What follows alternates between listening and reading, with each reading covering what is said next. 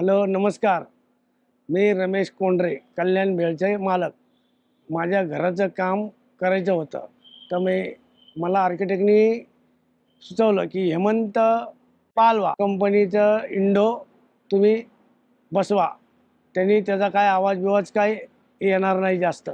आणि ते खरं आहे की इंडो हेमंत शेटनी माझ्याकडे बसवलं पालवा कंपनीचा, आणि तो अतिशय सुंदर आहे. अजिबात बाहेरचा आवाज कसलाही येत नाही.